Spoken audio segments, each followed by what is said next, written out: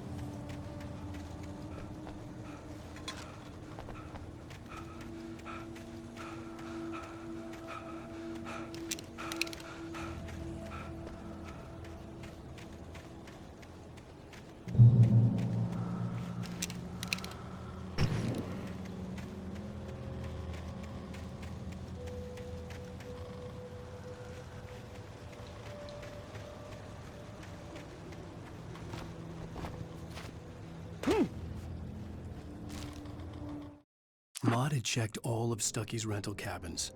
There had been no sign of the Wakes. It was dark when he'd found their car parked at the end of the road by Cauldron Lake. It made no sense. They must have taken a wrong turn, but there was no sign of them, and the car had been there for hours already. Frustrated,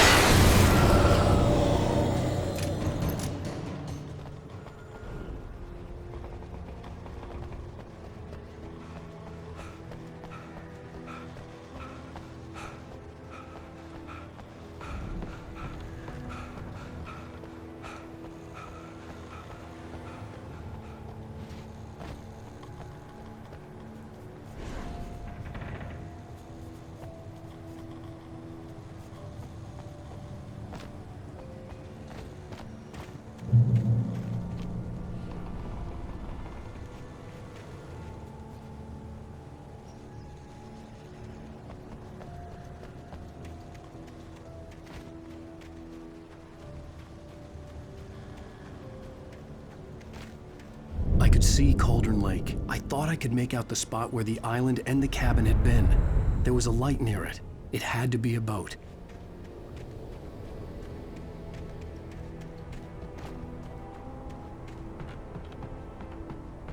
I was close now. I had to get there fast. I tried to hold on to Alice, but her form melted away. I was losing control. Dr. Hartman stood in her place. I wanted to hit him, but my arms were jelly. He smiled. It was a reassuring smile, and I hated him for it. I had to give you a sedative. Don't fight it. You went through another rough period. Right now, I dreaded what I would find.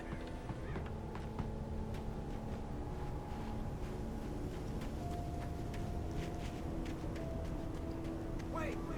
Are you? Wait! Hey, I'm here! I'm coming! No! Get away! Sorry. Please, leave! The boss didn't know who he was messing with. I didn't know. I swear I didn't know. We don't have...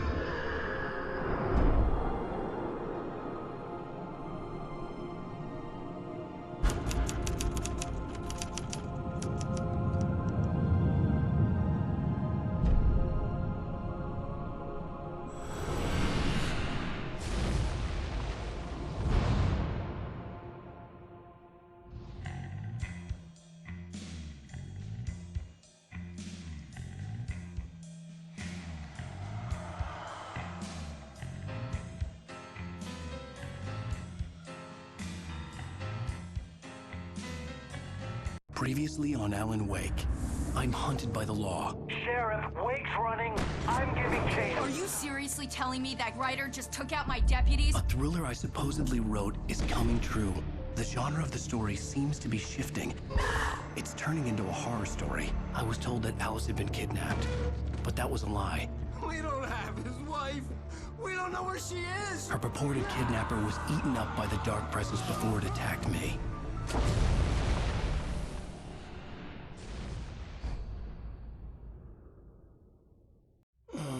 Alan, shh, baby. It was just a nightmare. Alice. There you go, Alan. Hartman. I fell. I had to give you a sedative. Don't fight it. You went through another rough period. What? Right now, it's very important that you stay calm. We don't want you to have another episode. You're a patient at my clinic. Have been for a while now. The shock of your wife's death triggered a mental illness. No, you lied. You're suffering from various symptoms of undifferentiated schizophrenia. Bastard. It's okay, Alan. Just let go.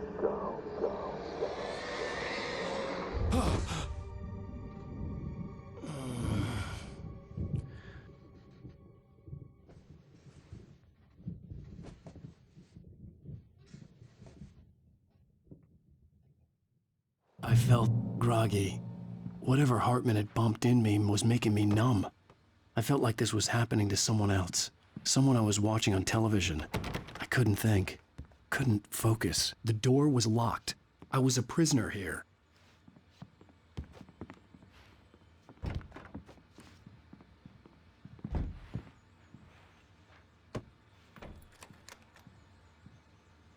Good evening, Alan. Are we feeling better now? Feeling calm? Yeah. I see you brought your pet gorilla with you. So sure, I'm calm. I get the message. Loud and clear. Why, right. That's the spirit. You're being very brave, Alan. I understand you're confused. I would be more concerned if you weren't suspicious of me. I don't blame you for it. Big of you. Now, why don't you come with me? We'll reacquaint you with my clinic and go over everything you might have forgotten. Little walk and some fresh air? Yes, it will do you good. This corridor is for patients. Most of them aren't here right now. Jack took them out for a fishing trip, except for the ones who are particularly vulnerable, of course. I encourage creativity as a part of the recovery process here at Cauldron Lake Lodge. I specialize in treating artists. I bet you do. Splendid, Alan. I honestly believe we can get this thing under control if we work together. This way, Alan.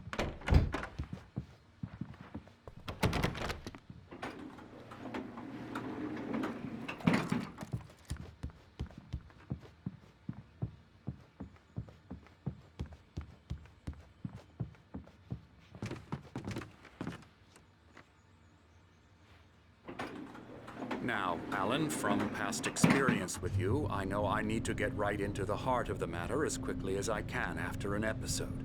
So I'm just going to say this. Alice is dead. No. You're in a very vulnerable state until you understand and accept this. Alice drowned, and you couldn't face that. You're suffering from hallucinations, paranoid delusions, unusual thinking, an obsession about light and darkness, a feeling that everything revolves around you, your thoughts and dreams. Your mind has constructed an elaborate fantasy scenario in which your writings are affecting reality. She has been kidnapped, and supernatural forces of darkness are trying to stop you. We go this way, Alan. I wasn't ready for another shot, so I went along with it. He had to be lying. But under the influence of the drug he had given me, I had to fight not to believe his words. It's all in your head. You've been making it up. Apart from the tragic accident with your wife, no one has been killed. Your delusions are just a manifestation of your subconscious mind trying to protect you from the too painful truth. Unless we fight the fantasy, it will return. I know the instinct is to resist me, but think about it. Doesn't this make far more sense than the insane supernatural conspiracy you have concocted in your mind? You're a skeptic by nature, Alan. We both know this. Everything can be explained logically.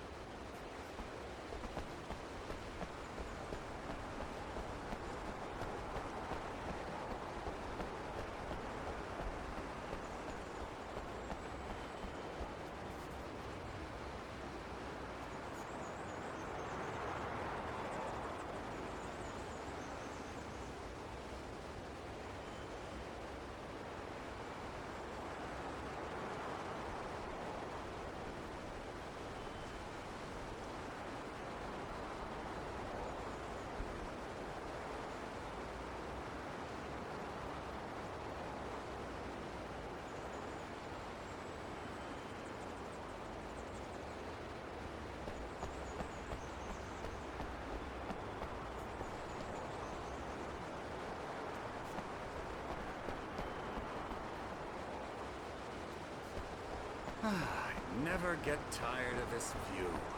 Very inspiring, isn't it? Cauldron Lake spread below us. I could see Mirror Peak on the other side of the lake. I thought I could make out the spot where Diver's Isle had been when I arrived with Alice. Now there was nothing but waves. It seems there's a storm coming. Funny, I don't recall there being a mention of that in the weather forecast. Well, no matter. This way. Follow me. Alan, what I'm telling you is good news. Right now, we're in control. Every time you have a relapse, it gets more and more difficult to resurface from the dark depths of your imagination. Not surprising, considering your profession. Imagination is what you work with. After all your nightmares, this should come as an immense relief to you. If it doesn't, why is that? Because I'm lying? Or because you don't want to admit that you're not well? It's very natural for you to think of me as your enemy. It's part of the illness. I let him talk. After all, Hartman I'm the obviously one loved trying his to own bring you voice. out of the His world words you've echoed constructed madly for inside yourself. my head. But I I can't dug my do nails it into by the palms of my myself. hands to stay You need focused. to work with me. Once you accept that, we can begin the journey towards your recovery. Come along. Let's go inside. Here's the entrance to the office wing. That's for staff only. You were impressed by my trophies when you first arrived here. I do love to hunt. The great outdoors, man versus nature. It's wonderful stuff.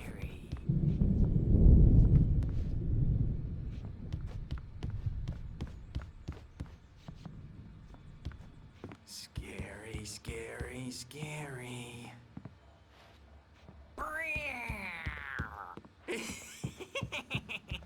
Emerson, Hartman had mentioned that the power had been acting up. Maybe that was the reason for the generator and the work light on the balcony. The generator hadn't been activated, and there was no key. Don't want to run into me in the night, that's for sure. please, Emerson. Mr. Wake is confused enough as it is.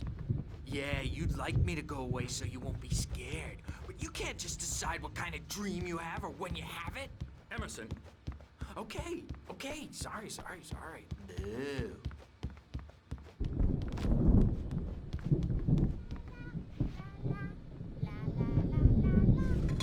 Elbow strike.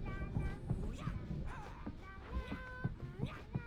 Get him to the head. now, you might have noticed the typewriter in your room. You've been writing as a part of the therapy. As soon as you feel up to it, you should continue.